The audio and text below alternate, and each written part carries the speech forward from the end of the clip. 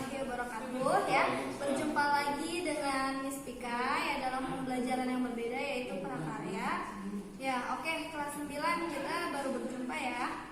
Oke, kan udah ya perkenalan yang lewat matematika. Nah, lanjut saja ya kita ke ini langsung ke materi ya, karena untuk prakarya ini babnya banyak sekali ya. Ada 16 bab dalam 1 tahun dan dalam semester itu ada sekitaran 8 bab. Oke ya.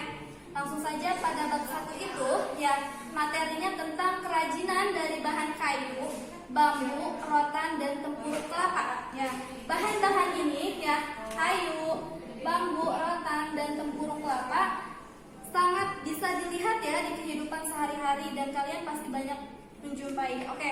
Nah, selanjutnya ya, kerajinan dari bahan yang ini ya, itu rata-rata orang Indonesia itu menjadi pengusaha pengrajin ya. Kalian bisa deh jalan-jalan misalnya ke Cirebon. Di situ ada penghasil rotan ya, banyak sekali yang jualan rotan ya. Nah, rotan tersebut bisa dijadikan mebel kayak gitu ya, barang-barang gitu. Oke. Ya, kerajinan dari bahan kayu ya, kayunya tersendiri karena Indonesia itu banyak sekali ya sumber daya alamnya, terutama pohon-pohon kayak gitu ya. Nah, kayu ini tentunya banyak kita bisa ambil dari pohon jati, kemudian pohon mahoni, pohon pinus, dan lain sebagainya ya. Begitupun sama bambu, di Indonesia juga banyak ya. Oke, lanjut aja ya.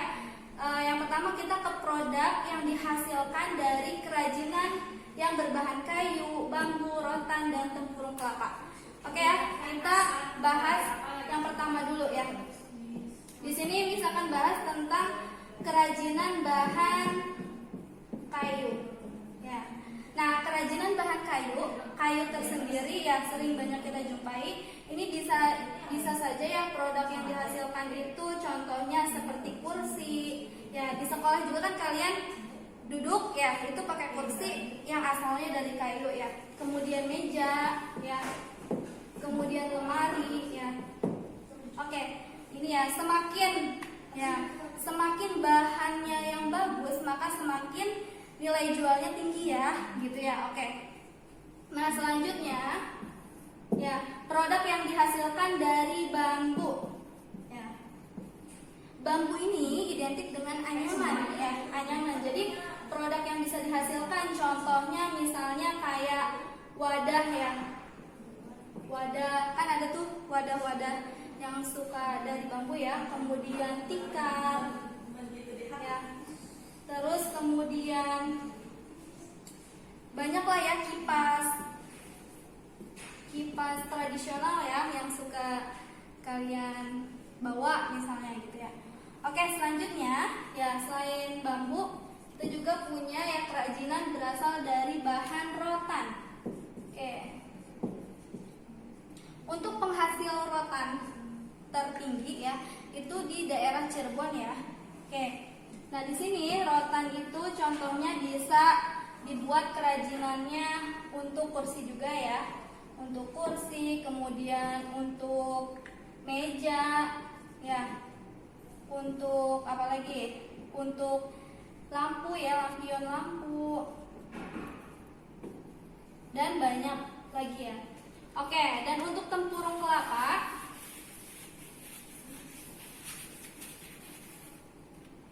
yang keempat ya, di sini produk yang dihasilkan dari kerajinan dari bahan tempurung kelapa.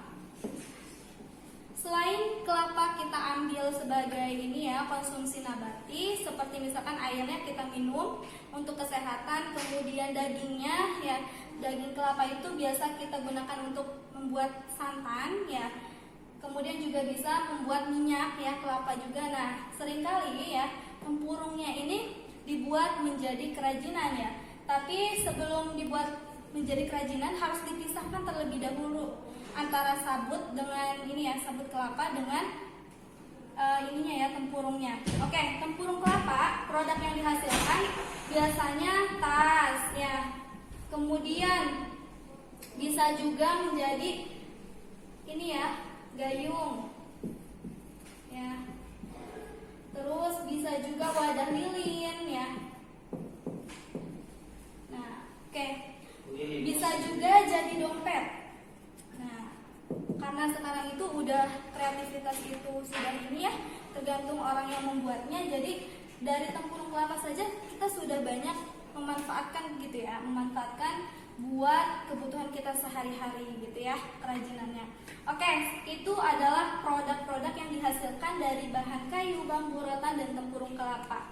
Nah sekarang yaitu ada karakteristik bahan, alat, dan proses pembuatannya.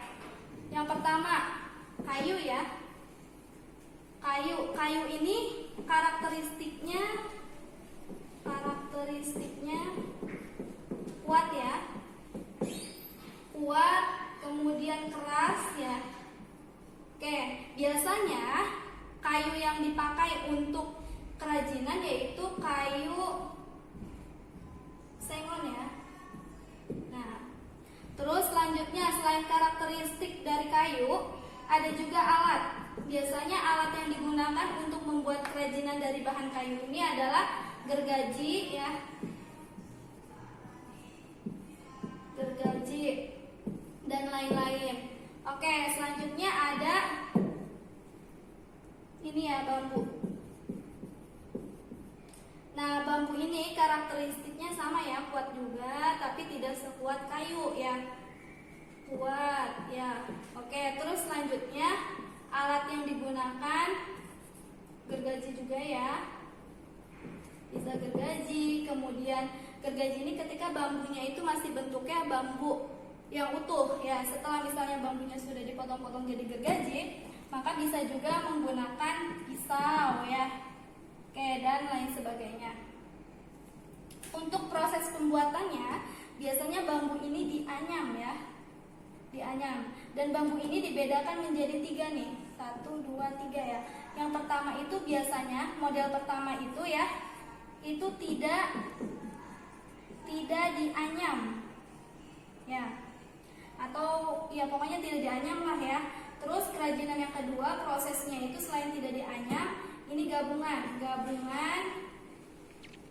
antara ya anyaman. Nah, yang ketiga ini adalah keseluruhan ya, keseluruhan. Nah, oke, nanti lebih jelasnya kalian bisa lihat di buku ya untuk proses pembuatannya. Kemudian selain bambu ya, ada juga rotan. Rotan ya. Kalau rotan ini dia rada fleksibel ya, ininya karakteristiknya. Kemudian alatnya yang digunakan masih sama, pisau kayak gitu ya, cutter.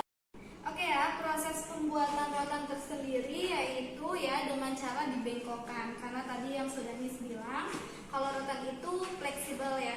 Oke, selanjutnya ada yang keempat ya, yang keempat belum tempurung kelapa. Nah, tempurung kelapa jika kita mau ini yang membuat kerajinan harus dipisahkan terlebih dahulu. Nah, untuk karakteristiknya yaitu keras ya, keras, kemudian kuat ya, kokoh.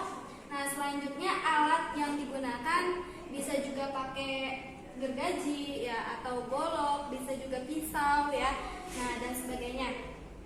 Untuk proses pembuatannya sendiri yang tadi sudah Miss bilang harus dipisahkan terlebih dahulu antara sabut kelapa dengan tempurung kelapanya gitu ya, yang sudah Miss tadi jelaskan. Kalau dagingnya dipakai untuk santan kayak gitu-gitu. Nah, untuk yang tempurungnya itu biasanya dibersihkan terlebih dahulu ya sampai mengkilat. Nah, baru bisa kita buat kerajinan seperti tas, dompet gitu ya. Nah, terus selanjutnya ada pengemasan produk. Nah, setelah kerajinan ini sudah jadi gitu ya, misalnya kita pakai kayu terus jadi misalnya itu lemari, kemudian bambu itu jadi ya misalnya kipas, dan rotan pun jadi tas ya. Itu nanti ada yang namanya proses pengemasan produk. Kalau misalnya produk tersebut kecil ya, ukurannya kecil, itu bisa langsung dikemas agar terhindar dari debu, kemudian terhindar dari goresan-goresan ya, dan memiliki nilai estetika ya, atau nilai jual juga yang tinggi gitu, jadi lebih menarik.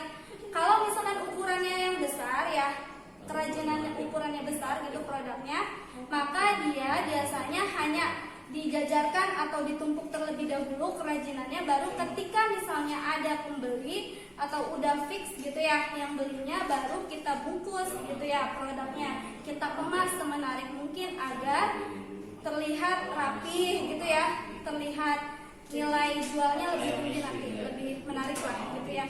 Oke, mungkin itu pembahasan bab 1 yang disampaikan. Lebih jelasnya nanti kalian bisa baca di buku ya. Oke, semoga bermanfaat untuk kalian. Bisa akhiri, wassalamualaikum warahmatullahi wabarakatuh.